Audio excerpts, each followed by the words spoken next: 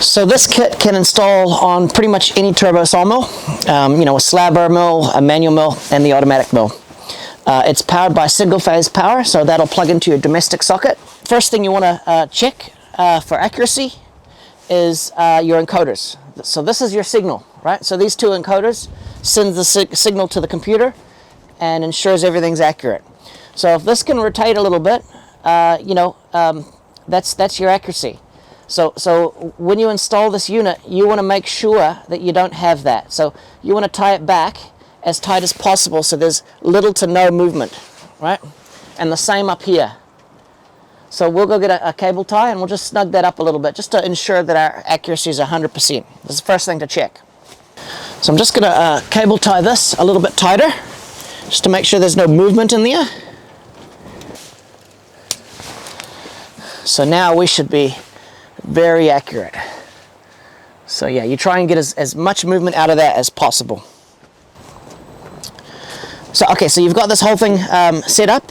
The settings should be all correct. You basically want to find your limits, right? So what we do is we raise the saw up to the top. And you want to be very careful that you don't ram this into the top here. This is a very powerful gearbox kit here. So if you get too high and it rams into this here, there's a high likelihood that you're going to break the motor or something. It's just a very powerful system. So that's why we have these limits set. So I'm going to raise that up to maybe an inch off its limit.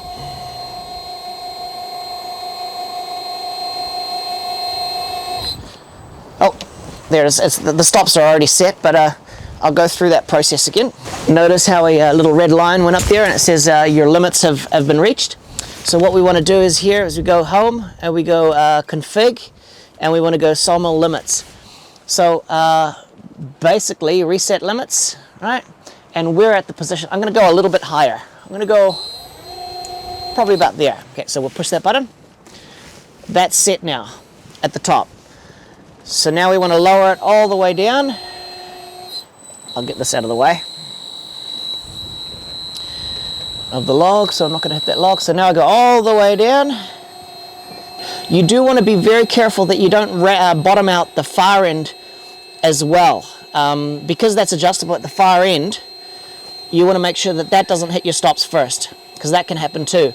The limits will only protect you to a certain level of confidence. The fact that you can adjust that far end independently to this end means, you just got to be aware of the situation and how close you are to the stops. And I'm getting close to the other end because obviously I've set that taper. Okay, so that's me. So I'm going to hit the bottom. Now we're good. Okay, so now we can flick that switch and we have our limits set. So let's try that. So we go up and we go down and it's detected the limit. So your limits are now set.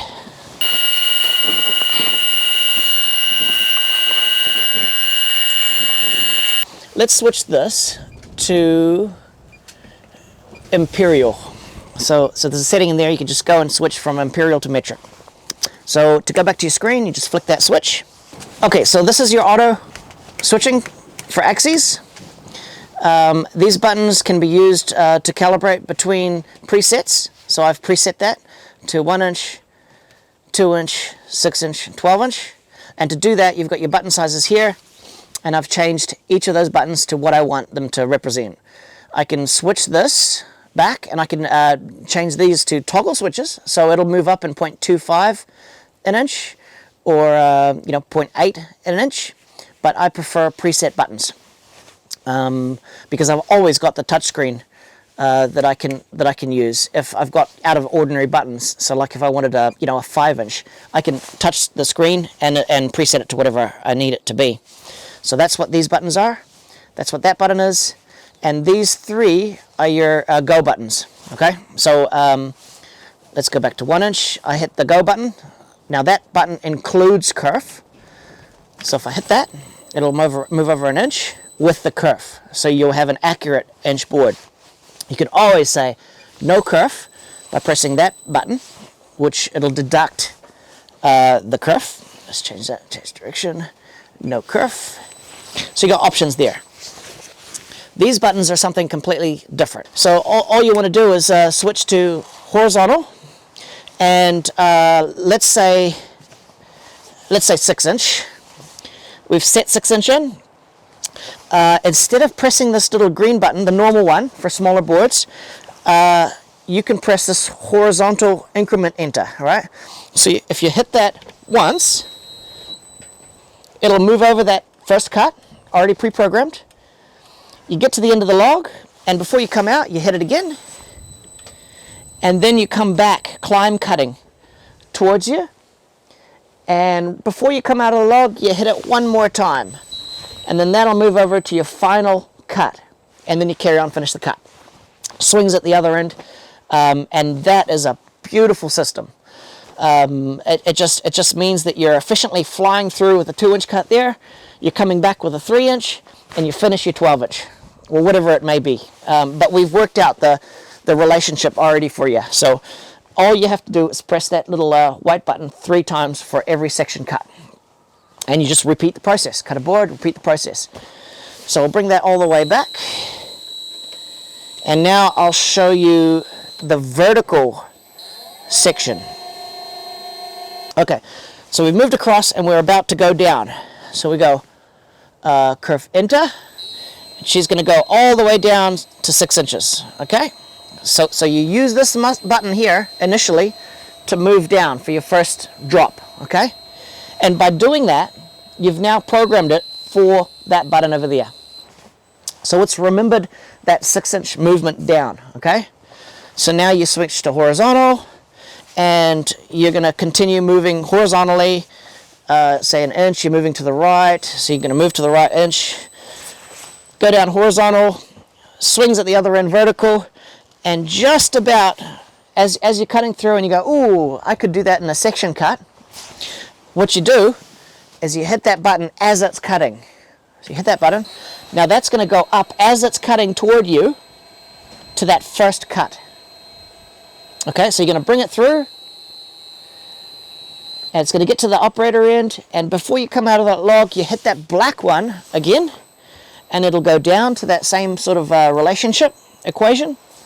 You'll drive down to the end of the cut, and you'll hit it one more time, and then that'll go down to your 6-inch cut, where you left off.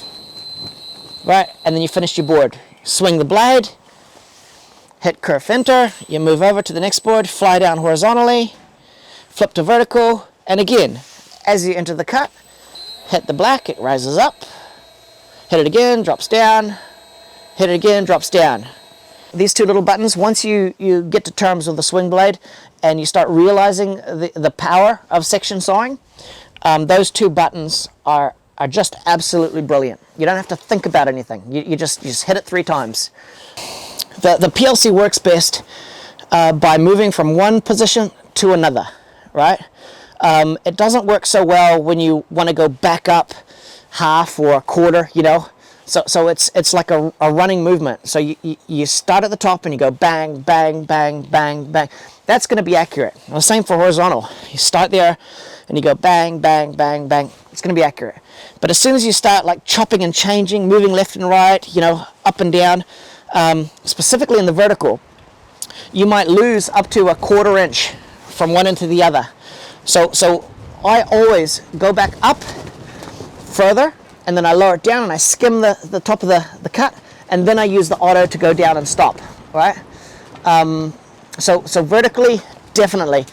If you need to go back up and recalibrate, you need to go back up, skim, and then move down and stop there.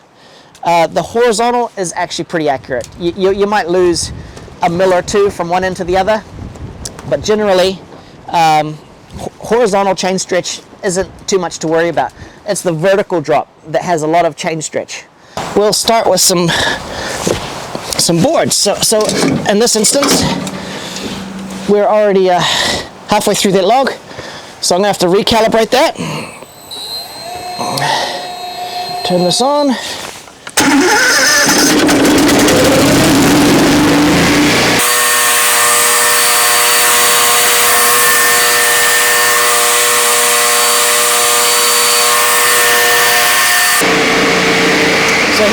going to lower it down so it just touches the top of the face of that log. There we go.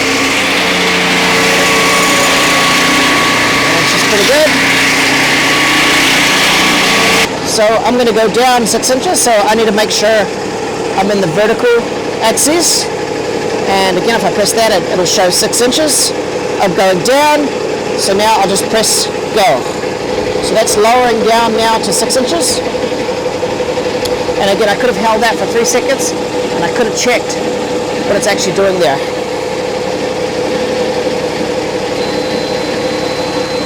So there's your 6 inches. So I'm going to start it up, and now I'm going to move it over, and I'm going to touch the side face of the log here to recalibrate.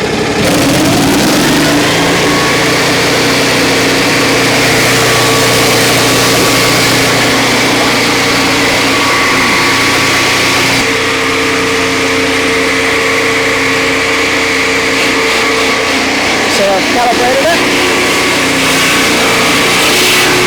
Okay, so now I've calibrated it both from the top and now to the side.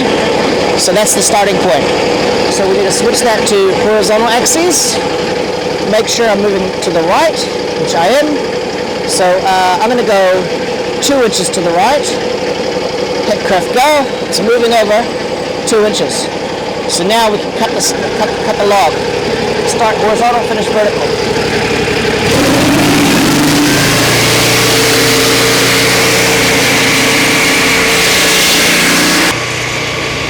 Flip the blade, come back.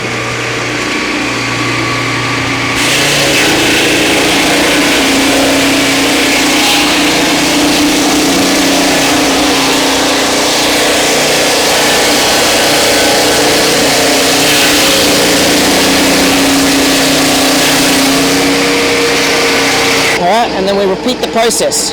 So I simply swing that blade into horizontal as I've done, hit curve enter, it moves over another 2 inch.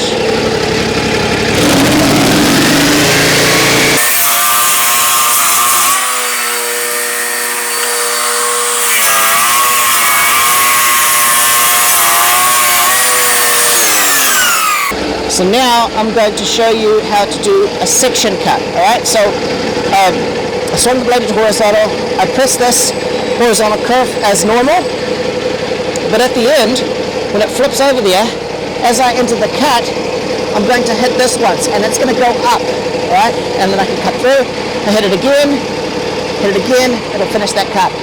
Swing the blade, repeat the process.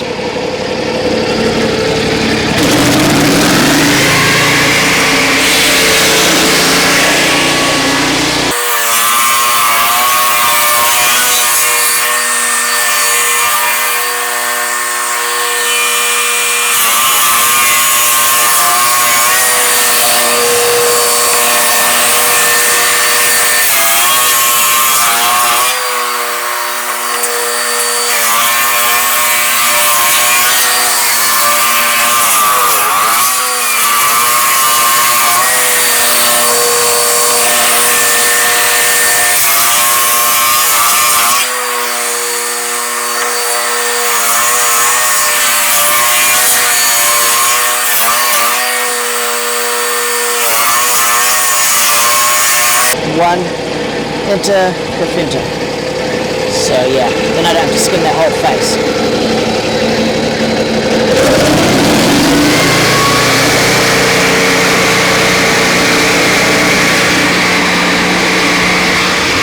Line it up for your first cut. That's about it right there. Alright, so we're in horizontal now, 6 inch, we'll go 12 inch. I'd say, and then we'll press section curve enter. So there we go. Section 1.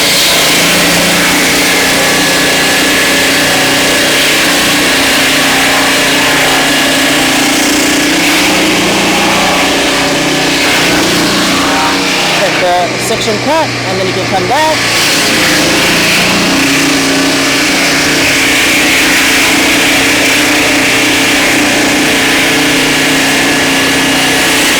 This is where that section cut really makes sense.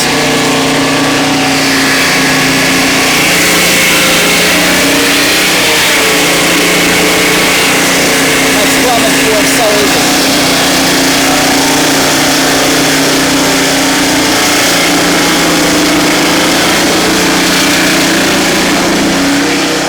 Alright, so now we're going to drop down 12 inches. So we go vertical, 12 inches, and down.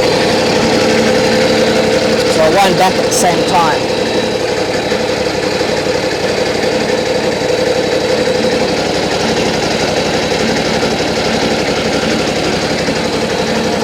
Ready for your first cut.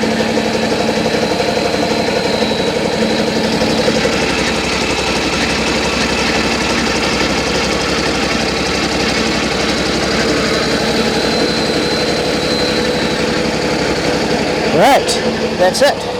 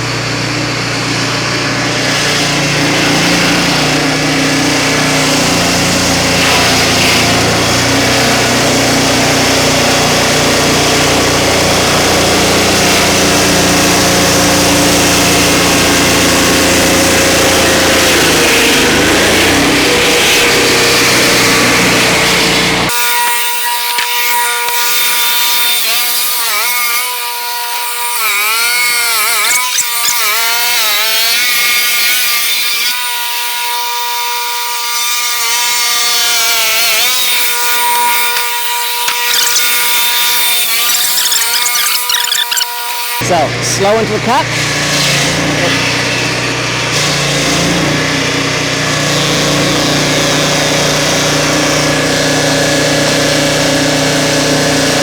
Get you a bit of bark there that's getting in the way. Just get that bark out of the way.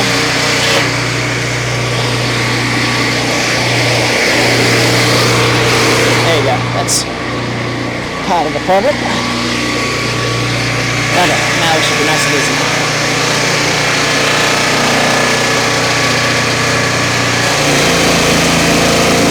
Just got to keep those RPMs up and slow down when the knots are. Old man pine is very sticky, full of knots.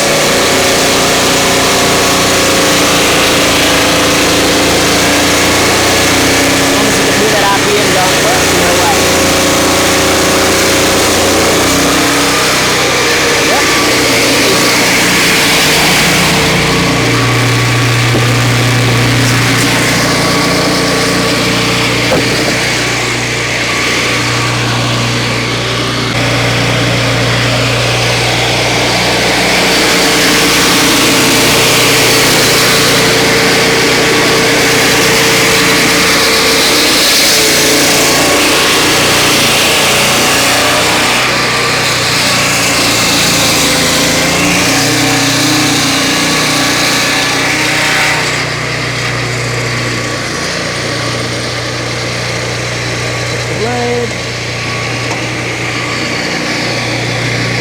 slow down into the pack. Keep those RPMs up. And just look for knots. Slow down in those regions. If the RPM slows down, it means your blade is getting warm. You don't want that. Come up there, slow it down a bit.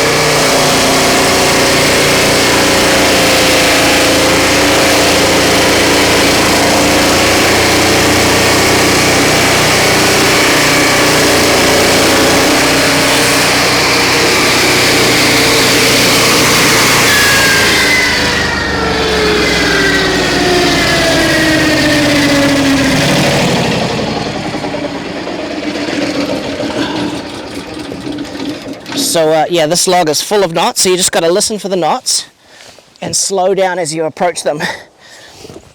Basically, you got to listen for the RPM of the blade. If the blade slows down, it means that the blade's getting warm, and then the blade teeth will splay out and only get worse. So yeah, there's lots of knots in there, but it does do 12-inch quite easily as long as the blade is tuned well. So in this case, we'll just get another couple, I think, a couple of boards.